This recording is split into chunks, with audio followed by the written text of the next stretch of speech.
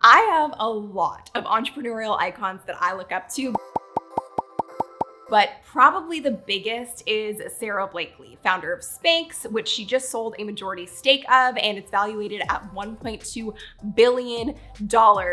And she was named the youngest self-made woman on Forbes Billionaires list in 2012. But the thing that I love most about her and have learned the most from her is that her success all started in her head. I learned early on about manifesting, law of attraction, not caring what other people think about you, which is a really big one for an entrepreneur or, in life, really. In this video, I'm gonna share the 5 most powerful mindset tactics that I've adopted from Sara Blakely and that helped her go from $5,000 in her savings account to building a $1 billion brand. If you're new here, my name is Sunny, and if you're not, welcome back to my channel. If you don't know, I've been an entrepreneur for over a decade, but in the last 5 years, things have really skyrocketed for me. And part of my obsession with this channel is to help reverse engineer my growth and success to help you create your own. And part of what I've started doing recently is also reverse engineering the success of the people that I look up to the most, which is what I'm doing today with Sara Blakely. Now, the whole mission behind this channel is to make entrepreneurship available to everyone, because I believe that entrepreneurship is a vehicle to freedom, and that freedom affords us the ability to make the unique impact that we're meant to make in the world. So a small thing you can do to support that mission is just hit the like button below. And we've also created an incredible community off of YouTube for all of you. And if you want to be a part of that sacred space, the link to join is below this video. All right, let's get into these 5 powerful mindset tactics. Number 1, don't undermine your problems. I always say this, but oftentimes your best business idea comes from your own frustration, challenge, or problem that you're experiencing. So Sara Blakely, when she was getting started, she had no experience in fashion. She had no experience in the pantyhose industry, but what she did have was a problem. She was getting ready for a dinner party and she had this white pair of pants that she wanted to wear. And if you have ever worn white pants, you know exactly where this is headed. Sometimes they're not the most flattering. And so she realized, I don't really like the way these look on me. And she used a pair of scissors, took a pair of pantyhose, cut off the bottoms of them, and Spanx was created. She put them on underneath her white pants. It smoothed everything out. She loved the way it looked. And there you go. A business was born. But if she just had that moment and moved on from it and didn't think anything of it, there would never be this $1 billion business. So don't undermine your challenges and be very aware of them on a daily basis and open to receiving that this could be your $1 billion idea, as small as it might sound. The second tactic is embrace ignorance. That might sound so strange to you, but a big key to how I've been able to grow my business is I had no idea what I was doing when I got started. I actually had a blog back in the day, and I would pound the pavement walking door to door trying to sell ad space on my blog. I know that makes me sound ancient, but it's the truth. And when it came to Sara's story, same thing sort of applies. She realized that not knowing anything about the fashion or the undergarment industry, which was a $1 billion industry at the time with all of these huge companies that she was going into competition with, gave her a huge asset and advantage. And the reason is, if you go into a business trying to be like everybody else, you end up blending in and getting lost in the sea of competition instead of doing things your own way. And the only way to really do things in a completely new and unique way is to have an element of complete and utter ignorance.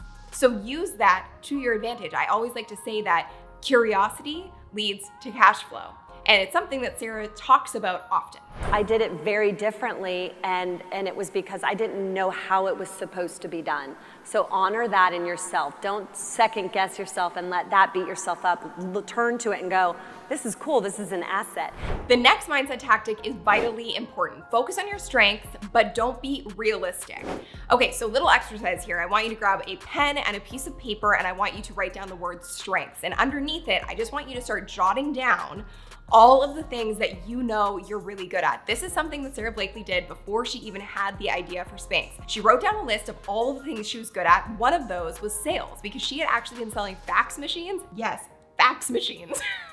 Door to door for 7 years prior to getting this idea. So she wrote down her strengths And she wrote down an intention, and the intention just said, I'm gonna create something that I can sell to millions of people. And this is where the not being realistic comes into play. Because when you're realistic about an idea or you're realistic about what you can create, you're grounded in only what you know to be true in your reality right now. Sara Blakely at the time had $5,000 in her savings account. I don't think at that point in her life she thought she would ever become a billionaire. So she had to be open to any challenge that came her way that she knew she could solve. And the same goes for you. So focus on what you're good at, focus on your strengths. That's gonna build the foundation of how you're gonna be able to be a successful entrepreneur and grow a business, but also be open to the fact that any challenge you are currently facing, any little hiccup that comes up in your day, anything that really grinds your gears or makes you angry, or a problem you wanna solve, potentially could be the business for you. You match your strengths with a problem that you can solve, you got a good business. Celebrate failure. I talk about this a lot, and I talked about it in last week's video, but one of my life mottos is test, fail, learn, grow, repeat. As a recovering perfectionist and understanding that perfectionism is just pretty procrastination and a way of protecting myself, I had to learn that it's not meant to be perfect. Nothing you do is meant to be perfect. Everything is an experiment, and everything can evolve with time. So test fast and evolve with time. And the more that you can celebrate failure and reframe it in your head, the faster you're going to be able to grow and create your success. There is no success without failure. You learn nothing from success. You learn a lot from your mistakes, your failures, and your L's. And come to learn that that is something that Sara Blakely has been celebrating since she was a kid. Growing up, my father used to ask my brother and me what we had failed at the dinner table, which was so interesting, and he'd celebrate it, and he'd actually be disappointed if I didn't have something that I failed at that week. So I can remember saying, Dad, I tried out for this and I was horrible, and he would actually high-five me and say, congratulations, way to go. Failure simply means that you're doing something and you're actually trying. And if you test long enough and you try long enough, inevitably, you're going to find the thing that works. Number 5, a motto I live by again, generosity equals abundance. What I mean by that is that the more that you can give of your time, energy, resources, and knowledge, the more that you're ultimately going to receive in return. It's just the law of the universe.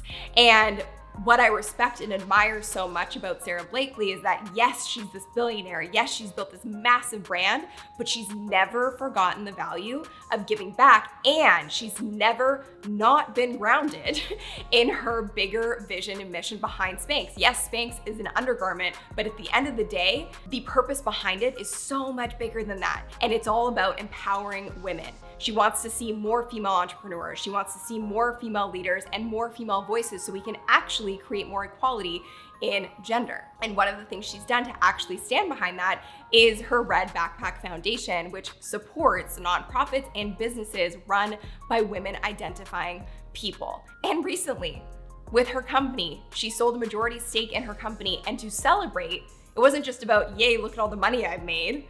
It was about how can I support the people who have supported me in getting here, because it's not a one-woman show. And she gave away $10,000 and tickets to anywhere in the world to her employees. So I think the big lesson from her, and maybe you're thinking, I don't have that kind of stuff to give away. What I will tell you is it can start with anything. Anything that you can find generosity in from yourself is going to create more for you to receive. So think about that. Do you have knowledge to share? Do you have advice you can give? Do you have people that you can mentor? Is there somebody out there who needs to hear your story? I know there is. So find ways to be generous, because by being generous, you're seen by more people, you're heard by more people, and you're creating a lot of reciprocity to receive more in return. These 5 tactics have played a major role in being able to grow my business to 8 figures in the last 5 years. And I wanna know what your big takeaways were, and I wanna know which tactics you're gonna start implementing in the comments below. Like I said, the mission behind this channel is a lot bigger than me. It's to make entrepreneurship available to everyone. So a small thing that you can do to support that mission is just hit that like button and be sure to subscribe for new videos every single week. Now check out this video next on Rihanna's business secret. I'll see you in the next one. Bye.